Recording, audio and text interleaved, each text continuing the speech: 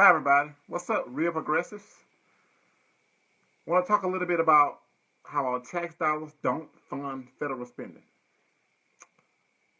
Think about this for a second. The Federal Reserve is simply just a scorekeeper for the dollar. That's it, just a scorekeeper. So let's say you're ready to go pay your taxes. You go to the Federal Reserve, you pay your taxes in actual cash, and the Federal Reserve says, "Thank you for being a lawyer, American." You walk out the door. Immediately after you walk out the door, your tax dollar go into the shredder. That's what I said. After you pay your taxes in actual cash, your tax dollars immediately go into the shredder. So how can your tax dollars that go into the shredder fund anything? Well, they simply don't. If you pay your tax dollars in the form of a check or within... Sorry, lost you guys for a minute. But if you pay your tax dollars through your online banking, what happens? If you got $2,000 in your account, sorry guys, I got calls that keep coming in. But if you pay your tax dollars through online banking, and you paying your tax dollars, and you have $2,000 in your account, and you're paying $1,000 in taxes, that $2,000 immediately gets changed into a 1.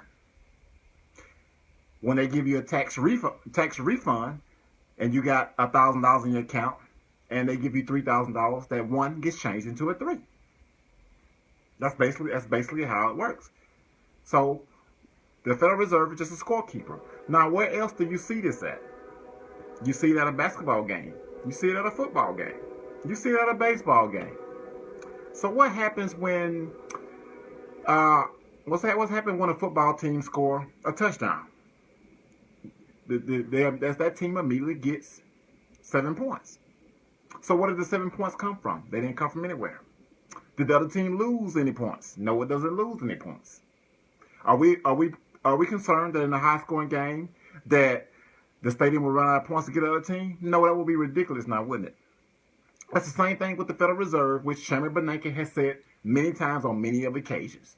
While under oath before Congress, they asked the Federal Reserve Chairman, "Mr. Chairman, where did you get the tax dollars to get to the banks? Was that taxpayer dollars?" Chairman Bernanke replied, "No, it wasn't taxpayer dollars. We simply just mark up the numbers we just mark up the bank's accounts. That's simply it." Banks has accounts like we have with the Federal Reserve, and Ben Bernanke just mark up the accounts to the banks. Well, now it's Janet Yellen, of course, but at that point in time, it was Ben Bernanke. Now, when it comes to Alan Greenspan, when Paul Ryan was talking about privatizing Social Security, Alan Greenspan was on the oath. Alan Greenspan was asked, "Don't we need to cut Social Security and privatize it to keep it from going bankrupt?" Alan Greenspan said, "No, there's nothing preventing the federal government from creating as much money as it wants and giving it to somebody. All we have to worry about is to make sure that there's enough goods into the economy. That's all we have to worry about." It's not as simple of what a government can pay or not. The government can always pay its debts on time. It can always pay its bills on time. Always. Now, we have a government that thinks that we've run out of money. That's like saying the football stadium run out of money to get the other team points. That's like saying if the next team scores 7 points, they're not going to get them. That's like saying if the Golden State Warriors shoot another 3-pointer, they're not going to get 3 points. That's just like saying if a baseball team hit a home run, they're not going to get its points. It's ridiculous. It's the most ridiculous thing I ever heard. But that's the world we're living in. We live in a nation where we think that cutting deficits are a good thing. What we do is we forget about the other side of the balance sheet. If the government spends $100 into the economy and it taxes 10 and it takes 90 out, that's a deficit, of 90. But we forget about the other 10 that went into the economy to someone. That 10 went through somebody's hands. We're forgetting about the other side of the balance sheet, and that's a huge problem. It's a huge problem. Simpson Bowles, a few years ago, was proposing a plan to cut government debts by $4.1 trillion over the next 10 years. $4.1 trillion over the next 10 years. And they convince us, because we don't know any better, that this is a good thing. And we're like, okay, what do we need to do? Because we are loyal Americans, we are patriots. What do we need to do? And they say, well, we need shared sacrifice. Okay, what we need to do? We down to do whatever we need to do. So we get stupid things like sequester cuts, stupid things like the debt ceiling fight. And when we have people, even progressives, who think that we have to balance the budget in a country that's monetary sovereign. They think Bill Clinton slashed welfare recipients and poor people to balance the budget for an economy that is the issue of his own currency. Think about that. Think about how egregious that was. Think about that. Now, Simpson Bowles proposed a plan to cut the deficit by $4.1 trillion over the next 10 years. Right? So when you flip that question on its head and you ask the same question, you say, the government has a plan to cut non-government surpluses by $4.1 trillion over the next 10 years. And what was your response? You will freak out. Well, why would we want to do that? It's the same thing. It's the exact same thing. They just rewording it differently. $4.1 trillion out of the economy. You can bet your ass that'll send us into another recession. You can believe that without exception. Because every time our deficit has been too small, below 3.1% GDP, we have went through a recession without exception. Without exception. The debt hawks are going to hurt us. We need a balanced economy, not a balanced budget. A balanced economy. When the Federal Reserve credits your account, when the Federal Reserve credits your bank account, it doesn't slam some gold coin into your computer. It's simply just keystrokes on a computer. That's how it works. It's keystrokes on a computer. The national deficit is only keystrokes on a computer. When you shrink the deficit, you shrinking the economy, you're taking money out of people's hands. This whole thing about taxing the wealthy, taxing the rich, I mean, there's a lot of different reasons why you can come up with a reason why the wealthy should pay a little bit more. But I don't want Washington to be so fixated on taxing the wealthy at the expense of helping the poor. You can tax the wealthy all day long. It's not going to help the poor. Tax the wealthy, tax the rich, but they're still not pulling millions out of poverty. We need a guaranteed jobs program. We need a federal jobs program. That's the only way we're going to be able to solve our problems, is if we embrace our monetary sovereign nation. I'm not proposing anything differently, anything new. Steve isn't proposing anything new. We're simply saying use the monetary sovereign nation and take advantage of it. We're no longer backed by gold. We no longer have to deal within a certain small realm. We have a free floating currency. The only thing we have to worry about is to make sure there's enough demand for our dollar. That's it. The reason that the government taxes is to keep the value of our money.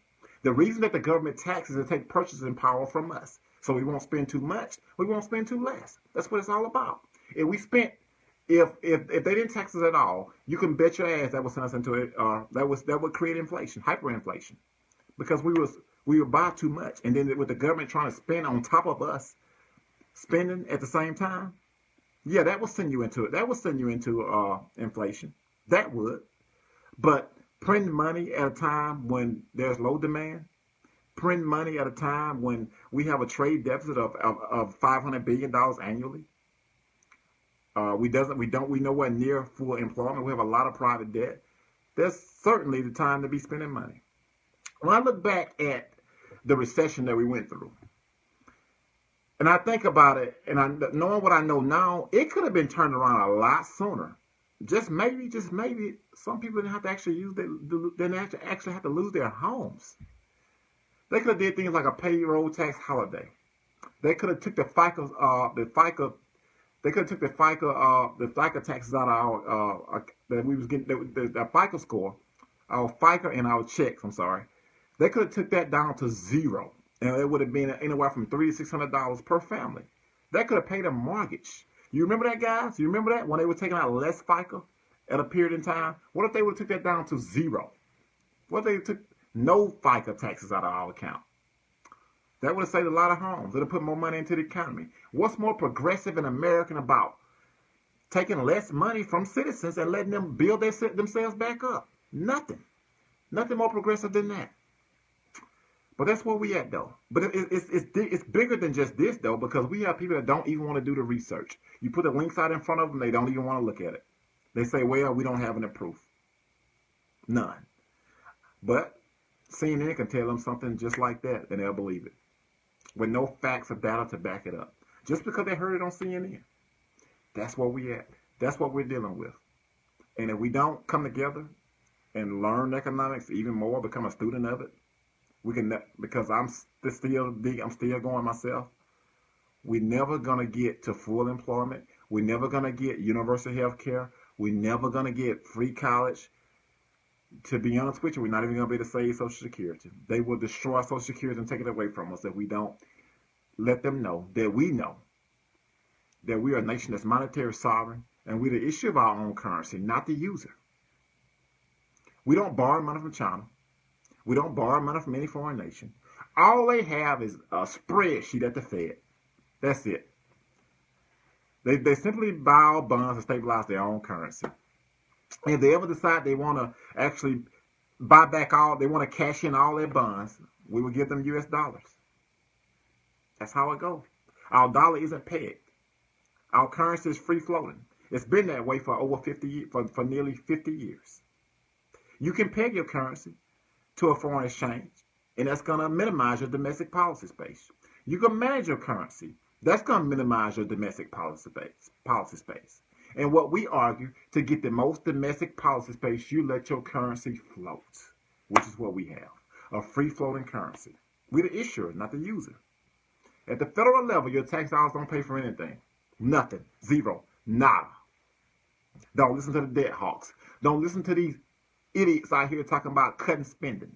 Don't listen to these idiots out here saying that you can't have programs to help the poor because we're too much that we're in debt. Yeah, we're in debt, all right. Debt denominated in our own currency, period. So we want to see real change. We want to see real economic progress. We have to understand that taxes don't fund federal spending. The government spends so that you and I can pay taxes. The spending happens before we pay taxes. That's how it works. I'm Kevin Sullivan. I'm just going to leave it there, guys. Have a great night. Peace, and I'm out.